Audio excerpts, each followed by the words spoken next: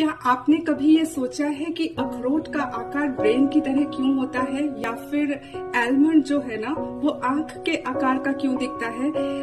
गाजर को जब हम काटते हैं तो उसके बीच का जो हिस्सा है वो आंखों की पुतलियों जैसा क्यों दिखता है? और जो राजमा है जिसे किडनी बीन्स कहते हैं उसका आकार किडनी जैसा क्यों होता है? या फिर टमाटर को जब हम काटते हैं तो उसके भीतर का जो चेम्बर है वो हाथ के भीतर के चेम्बर जैसा क्यों दिखता है? दरअसल ये जितने भी नाम मैंने खानों के लिए है ना, उसके साथ जितने भी ऑर्गन्स के नाम लिए हैं, ये सारे खाने जो है ना वो इन ऑर्गन्स को दुरुस्त करते हैं। अब जरा सोच करके देखिए कि माँ प्रकृति किस तरह से एक माँ का और एक शिक्षिका का हक अदा करती है, किस तरह से हमें बताती है कि कौन से जो खाने हैं वो हमारे किस ऑर्गन्स के लिए सही है। लेकिन हम लोगों को ना ये चीजें कभी दिखाई नहीं दी। हम लोगों का खान पान तो बिगड़ ही गया, साथ में अब तो फसलों की उगाई भी ऐसे होती है कि खाने से जो शरीर को मिलना चाहिए वो पूरा हमें मिल भी नहीं पाता है।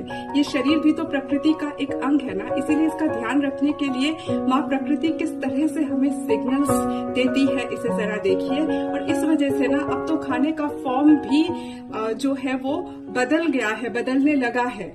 वो फॉर्म जो हमें बेहतर ढंग से जो है जीने के लिए शक्ति दे सके, तो हम उसको भी नहीं समझते हैं। खान पान बिगाड़ चुके हैं जिस वजह से ओबेसिटी, फिर हार्ट के प्रॉब्लम्स, लिवर के प्रॉब्लम्स, न जाने क्या क्या प्रॉब्लम्स, उसके साथ माइंड के भी प्रॉब्लम्स जो है वो बढ़ने लगे हैं। तो आखिर ऐसा हुआ क्यों? ये हुआ इसलिए क्योंकि नेचर के साथ ना हमारा अलाइनमेंट जो है वो टूट गया है।